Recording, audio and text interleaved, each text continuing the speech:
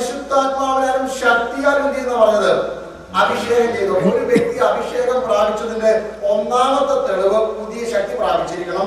രണ്ടാമത്തെ തെളിവ് സ്തോത്രം ഹല്ലേലൂയ അവന്റെ ജീവിതത്തിൽ അല്ലെങ്കിൽ നാവിനൊരു വ്യത്യാസം ഉണ്ടായിരിക്കണം. അന്യഭാഷ പറയണമെങ്കിൽ എന്ത് നാവ് വേണം? ശുദ്ധിയുള്ള നാവ്, ശുദ്ധിയുള്ള അതരങ്ങളിൽ വേണം. അത് ഞാൻ എന്റെ പ്രസംഗമായതുകൊണ്ട് അത് പിന്നീട് അങ്ങനെ വിശദീകരിച്ചോളാം. ഓക്കെ, അപ്പൊ അങ്ങനെ അന്യഭാഷയിൽ സംസാരിക്കുന്നത് ഒരു തെളിവാണ്. ഇനി നമ്മള് വേദപുസ്തകത്തിലെ ചില അഭിഷേകം പ്രാപിച്ച സമയങ്ങളോട് നമുക്ക് നോക്കാം. അപ്പോസ്തലപ്രവൃത്തി 10-ാം അധ്യായത്തിന്റെ 38 മുതലുള്ള വാക്യങ്ങൾ, 34 മുതലുള്ള വാക്യങ്ങളാണ് നമുക്ക് കാണാൻ അറിയാവുന്ന ഭാഗമാണ്. ആക്ട്സ് ചാപ്റ്റർ 10 കൊർന്നേലിയോസിന്റെ വീട്ടില് ഉണ്ടായ അഭിഷേകം. അപ്പോസ്തലപ്രവൃത്തി 10-ാം അധ്യായം 38 ഉണ്ടായിരുന്നു. യേശുവിനെ ദൈവം പരിശുദ്ധാത്മാവിനാലും ശക്തിയാലും അഭിഷേകം ചെയ്തെന്നും ദൈവം അവനോടുകൂടെ ഇരുന്നത് കൊണ്ട് അവൻ നന്മ ചെയ്തും പിശാച് ബാധിച്ചവരെ ഒക്കെയും സൗഖ്യമാക്കിയും കൊണ്ട് സഞ്ചരിച്ചതുമായ വിവരം തന്നെ നിങ്ങൾ അറിയുന്നുവല്ലോ. യഹൂദാദേശത്തിലും യെരുശലേമിലും അവൻ ചെയ്ത സകലത്തിനും ഞങ്ങൾ സാക്ഷികളാകുന്നു. അവനെ അവർ മരത്തിന്മേൽ തൂക്കിക്കൊന്നു. ദൈവം അവനെ 3-ാം നാൾ ഉയർത്തെഴുന്നേൽപ്പിച്ചു. സകല ജനത്തിനും എന്നല്ല, ദൈവം മുൻകൂട്ടി നിയമിച്ച സാക്ഷിയായി അവർ മരിച്ചവരിൽ നിന്നും ഉയർത്തെഴുന്നേറ്റ ശേഷം ഈ ഭാഗത്ത് നാം വായിച്ചു വരുന്നത് ഇപ്പൊ കൊർന്നേലിയോസിന്റെ ഭവനത്തിലുള്ള അഭിഷേകത്തെ കുറിച്ചാണല്ലോ. അതിനകത്ത് എന്റെ വിഷയം ഇതാണ്. ഒരു മിനിറ്റ് ഞാൻ വാക്യം കാണിക്കാം.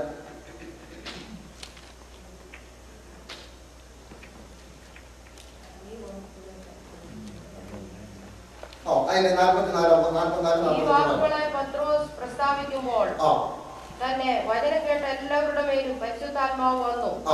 അവർ അന്യഭാഷകളിൽ സംസാരിക്കുന്നതും ദൈവത്തെ മഹത്വീകരിക്കുന്നതും അവിടെ അവർ അന്യഭാഷയിൽ സംസാരിച്ചു. കൊർന്നേലിയോസിനെ കുറിച്ച് കൈസരിയയിൽ ഇത്താലി എന്ന പട്ടണത്തിൽ കൊർന്നേലിയോസ് എന്നൊരു ശതാബ്ദം ഉണ്ടായിരുന്നു. അവനെ കുറിച്ച് പറയുന്നുണ്ട്.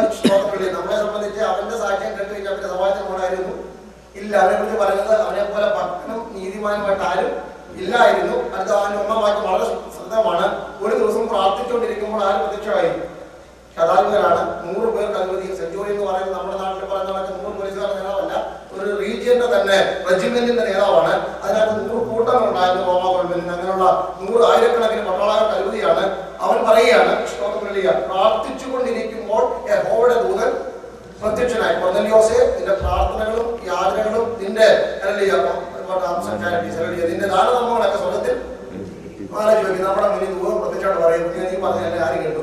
സ്വർഗത്തിൽ കേട്ടിട്ടുണ്ട്. നീ കൊടുത്തതിന്റെ റെസിപ്റ്റ് വെക്കുന്ന പറഞ്ഞു കഴിഞ്ഞാൽ പിന്നെ നമ്മളെ പോലെ ഭക്തൻ ലോകത്തിലൊന്നും ആരുമില്ല. എന്നാൽ കർത്താവോട് പറയുകയാണ്, നീ ഒരു പ്രസംഗം കൂടെ കേൾക്കണം. ഇത്രയൊക്കെ കൃപയുള്ള, ഇത്രയൊക്കെ സ്വർഗവുമായിട്ട് നേരിട്ട് ബന്ധമുള്ള കൊർന്നേലിയോസിനോട് സ്വർഗം പറയുക, നീ ഒരു പ്രസംഗം കൂടെ കേൾക്കണം. ഒരു അഡ്രസ്സും കൊടുത്തു. ആ അഡ്രസ്സ് അറിയാം. യോപ്പയിൽ ദോർക്കലനായ ഷീമോന്റെ വീട്ടിൽ പാർക്കുന്ന പറയാണ്ട് അഡ്രസ് മാറിപ്പോലെ അതുകൊണ്ട് കറക്റ്റ് അഡ്രസ് ചോദിക്കുന്നത്. ദോർക്കലനായ ഷീമോന്റെ വീട്ടിൽ പാർക്കുന്ന ഷീമോൻ എന്ന മറുപേരുള്ള ഷീമോനെ വിളിക്കൊണ്ട് പറഞ്ഞാൽ ആരെ വിളിച്ചു വരും? ഈ തോൽക്കല്ലാണ് കൊണ്ട് വന്നു കഴിഞ്ഞാൽ തോൽ കൂടെ കിടന്ന കാര്യം പറഞ്ഞ് പ്രസംഗിച്ചിട്ട് തീട്ടി പോകും. അതുകൊണ്ട് ആരെ വേണ്ടത്? പേര് ഷീമോൻ എന്നാ, പക്ഷെ തോൽക്കൊല്ലനെ കേറോ അല്ലെങ്കിൽ സൈമൺ ദ ടാനർ അല്ലെങ്കിൽ near by the Joppa, but his name should be Simon the Peter. ഇതായിരിക്കണം. അതാണ് അഡ്രസ് മാറിപ്പോയുള്ള കുഴപ്പം. എനിക്ക് ഈ ദിവസം കിട്ടുന്ന ഒരു ലെറ്റർ വേറെ വീട്ടിൽ കാരണം ഒരു അഡ്രസ് മാറിപ്പോയതാണ്. ഞാൻ പറഞ്ഞതിന്റെ കാരണം ഈ അഡ്രസ് മാറിയ പ്രശ്നമാണ്. അപ്പൊ പത്രോസിനെ വിളിച്ചോണ്ട് വരണം. പത്രോസിനെ വിളിച്ചോണ്ട് വന്നിട്ട് പത്രോസ് പ്രസംഗിക്കണം. പത്രോസിനെ മുമ്പേ കിട്ടിയ ദർശനം നമുക്കറിയാം, ഈ പ്രസംഗമൊക്കെ അറിയാം. പത്രോസ് വന്നു പ്രസംഗിച്ചപ്പോൾ പ്രസംഗം കേട്ട സകലരുടെ മേൽ എന്ത് വരുന്നു? ആത്മാവ് വന്നു. അവരെല്ലാം അന്യഭാഷയിൽ സംസാരിച്ചു തുടങ്ങി. ജാതികളുടെ മേലും ആത്മാഭിഷേകം കണ്ട് യെരുശലേമിൽ നിന്ന് വന്നവർ അതിശയിച്ചു പോയെന്നാണ്. ഇത് ജാതികൾക്ക് കൊടുക്കത്തക്കവണ്ണം സകല ജാതികളുടെ മേലും എന്റെ ആത്മാവിനെ പകരുമെന്ന് പറഞ്ഞാൽ യോവേലിന്റെ പ്രവചനം നിവൃത്തിയായല്ലോ എന്ന് ഓർത്ത് അവർ ദൈവത്തെ സ്തുതിച്ചു. ഇനി പൗലോസ് എഫെസോസിൽ ചെന്നപ്പോൾ ഉണ്ടായ അഭിഷേകം 19-ാം അധ്യായം 19 തൊട്ടുള്ള വാക്യങ്ങളാണ്. Acts chapter 19 verse 1 onwards. Apollos വെറുതെയിരിക്കുമ്പോൾ പൗലോസ് ഉൾപ്രദേശങ്ങളിൽ കൂടി സഞ്ചരിച്ച് എഫെസോസിലെത്തി ചില ശിഷ്യന്മാരെ കണ്ടു. നിങ്ങൾ വിശ്വസിച്ചിട്ട് പരിശുദ്ധാത്മാവിനെ പ്രാപിച്ചുവോ എന്ന് അവരോട് ചോദിച്ചു. പരിശുദ്ധാത്മാവ് ഉണ്ടെന്ന് പോലും ഞങ്ങൾ കേട്ടിട്ടില്ല എന്ന്. പൗലോസ് അപ്പൊല്ലോസ് ഇരിക്കുന്ന സഭയിൽ പ്രസംഗിക്കാൻ വന്നു. അപ്പൊല്ലോസ് നല്ല വാക്ചാതുര്യവും വാക്വൈഭവമുള്ള ഒരു പ്രാസംഗികനാണ്. പൗലോസ് നട്ട സഭയിൽ അപ്പൊല്ലോസ് ഇരിക്കാറുണ്ട്. പൗലോസിനെ കുറിച്ച് പറയുന്നത് പൗലോസ് നട്ടു, അപ്പൊല്ലോസ് നനച്ചു, യഹോവ അത്ര അതിനെ വളരുമാറാക്കിയത്. അങ്ങനെ കൊരിന്ത്യ സഭയിൽ പാസ്റ്റർ സമയത്ത് അപ്പലോസിന്റെ നല്ല പ്രസംഗമൊക്കെ കേട്ട് മുന്നിൽ ഒരു ഭാര്യ ഭർത്താവ് നല്ല കഥയുള്ള ദൈവവചനം അറിയാവുന്ന ഒരു ഭാര്യ ഭർത്താവ് സഭായ കഴിഞ്ഞപ്പോ അച്ഛനമ്മയോട് പറഞ്ഞു ഇന്ന് ഞങ്ങളുടെ വീട്ടിൽ ഉച്ചയ്ക്ക് പാസറി ചോറെന്ന് പറഞ്ഞു. അങ്ങനെ വീട്ടിൽ വിളിച്ചോണ്ട് പറഞ്ഞു കുഞ്ഞ് നിന്റെ പ്രസംഗമൊക്കെ കൊള്ളാം. എന്റെ ഭാഷയിൽ വ്യാഖ്യാനിക്കുന്നത് കുഞ്ഞ് നിങ്ങളുടെ പ്രസംഗമൊക്കെ കൊള്ളാം, പക്ഷെ നിനക്ക് കൃപയുടെ ഇച്ചിരി കുറവുള്ളതുകൊണ്ട് ഇതുകൂടെ ചേർത്താൽ നന്നായിരിക്കും പറഞ്ഞ് അവനെ വചനം തെളിയിച്ചു കൊടുക്കുന്ന വായിക്കുന്നത് ഏത് ഭാര്യ ഭർത്താവായിരുന്നു? അപ്പില്ലാവും പ്രസ്കില്ലേ വീട്ടിൽ വായിച്ചാൽ മതി. കാരണം ഞാൻ എന്റെ ഭാഷയിലേക്ക് വ്യാഖ്യാനിച്ച് തെളിയിക്കുന്ന സംഭവം. കാരണം അവനെ വീട്ടിൽ അപ്പല്ലോസിനെ വീട്ടിൽ കൈക്കൊണ്ട് വചനം തെളിയിച്ചു കൊടുത്തു. പിന്നീട് അവൻ പ്രാഗൽഭ്യത്തോടെ സഭകളിൽ യേശു തന്നെ ദൈവമെന്ന് തെളിയിച്ചു തുടങ്ങി എന്ന് നാം വായിക്കുന്നു. നമ്മൾ നോക്കണം, സഭയുടെ വിശ്വാസികളുടെ കടമയാണ് ഭാഷ വചനം പഠിപ്പിക്കുക. അങ്ങനെ വിളിക്കുമല്ലോ. ഓക്കെ, അങ്ങനെ എല്ലാവർക്കും വചനമൊക്കെ പഠിപ്പിച്ചു തരുന്ന അവസരങ്ങൾ ഞാൻ തരികയാണ്, സമയമില്ല. ഓക്കെ, ഇനി അടുത്ത വാക്യം പറയുകയാണ്. അപ്പം പൗലോസ് ഇങ്ങനെ ഇവിടെ അപ്പല്ലോസ് പൊരുത്തിലിരിക്കുന്ന സമയത്ത് പൗലോസ് അവിടെ പ്രസംഗിക്കാൻ ചെന്നു. പ്രസംഗിച്ച സമയത്ത് എല്ലാവരും മുഴുക്കരാണ്, ഒരു കുഴപ്പമില്ല. പക്ഷെ എത്ര പ്രസംഗിച്ചിട്ട് ഒരുത്തിനും അനങ്ങുന്നില്ല. അപ്പൊ പൗലോസ് ചോദിച്ചു പരിശുദ്ധാത്മാവെന്ന് കേട്ടുപോലും പ്രാർത്ഥന കേട്ടുപോലും എന്ന് പറഞ്ഞു. അപ്പൊ ഒരു സംശയം, നിങ്ങളുടെ സ്നാനം അങ്ങനെ ചോദിക്കാൻ അവസരം ഉണ്ടാകരുത്. അപ്പൊ നിങ്ങളുടെ സ്നാനം ഏതായിരുന്നു? നിങ്ങളുടെ സ്നാനം ഏതായിരുന്നു? സ്നാനത്തെ കുറിച്ച് കർത്താവ് പഠിപ്പിച്ചല്ലോ. നിങ്ങൾ പോയി പിതാവിന്റെയും പുത്രന്റെയും അങ്ങനെ പരിശുദ്ധാത്മാവിന്റെ നാമത്തിൽ ആ സ്നാനം കഴിപ്പിച്ചതെങ്കിൽ സ്നാനമോ ഈ പരിശുദ്ധാത്മാവിൽ എന്ത് ചെയ്യണം? കഴിച്ചത് എന്തോ സ്നാനമോ? യോഹന്നാന്റെ മാനസാന്തര സ്നാനം കഴിയുക. പരിശുദ്ധാത്മാവിന്റെ സ്നാനം കഴിപ്പിക്കുന്നതല്ല യോഹന്നാന്റെ സ്നാനം, മാനസാന്തര സ്നാനം. അത് കഴിഞ്ഞതേ ഉള്ളെന്ന് പറഞ്ഞു. അത് കഴിഞ്ഞതേ ഉള്ളത്. ഇതുകൊണ്ടാണ് ഒരിക്കൽ സ്നാനപ്പെട്ടവർ പിന്നെയും സ്നാനപ്പെടണമെന്നുള്ള ചോദ്യത്തിന് യഥാർത്ഥ വചനപ്രകാരമല്ല സ്നാനപ്പെട്ടതെങ്കിൽ രണ്ടാമത് പെടുന്നത് കുഴപ്പമൊന്നുമില്ല. യഥാർത്ഥ വചനപ്രകാരമല്ല. അതുകൊണ്ടാണ് നാം ശിശുസ്നാനത്തെ മാറ്റിവെച്ചിട്ട് അങ്ങനെ പ്രാപിച്ചെങ്കിൽ രണ്ടാമതും പിതാവിന്റെയും പുത്രന്റെയും പരിശുദ്ധാന്റെ നാമത്തിൽ വിശ്വസിക്കുന്നവർക്ക് സ്നാനം കൊടുക്കുന്നത്. അപ്പം അങ്ങനെ പൗലോസ് അവിടെ പ്രസംഗിച്ചു കൊണ്ടിരിക്കുമ്പോൾ എല്ലാവരുടെയും പരിശുദ്ധാത്മാവ് വന്നു എന്ന് വായിക്കുന്നുണ്ട്. എഫെസോസിലെ സഭയിൽ ഒരു ഉണർവുണ്ടാകത്തക്കവണ്ണം പരിശുദ്ധാത്മാഭിഷേകം വളരെ ശക്തിയോടെ അവിടെ വ്യാപരിച്ചു. അവരെല്ലാം ആത്മാവിൽ അറിയുവാൻ ഇടയാക്കിയാണ്. ഇനിയും ശബരിയുടെ ഉണർവൂടെ വായിച്ചാട്ട് 8-ാം അധ്യായം 1-ാം വാക്യം. ആക്ട്സ് 8:12. അപ്പോസ്തലർ 8:12.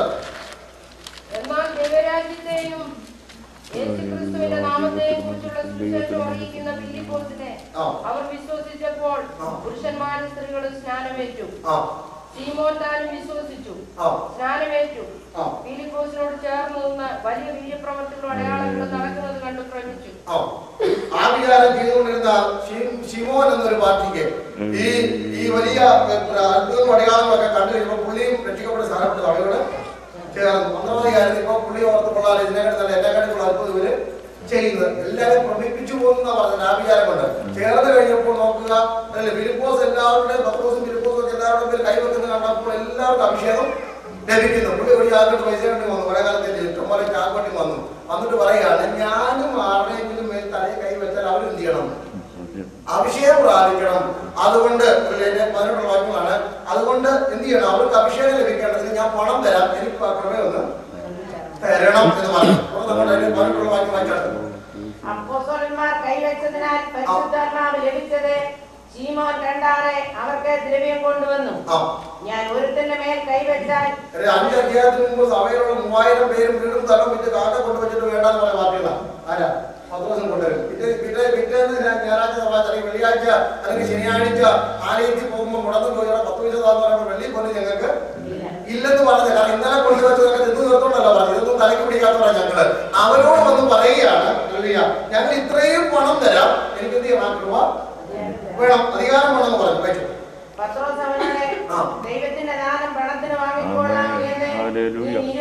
ലോകത്തിൽ ഇന്ന് വരെയും ദാനം മാത്രമേ ഉള്ളൂ. എന്തിന് കിട്ടാത്തത്?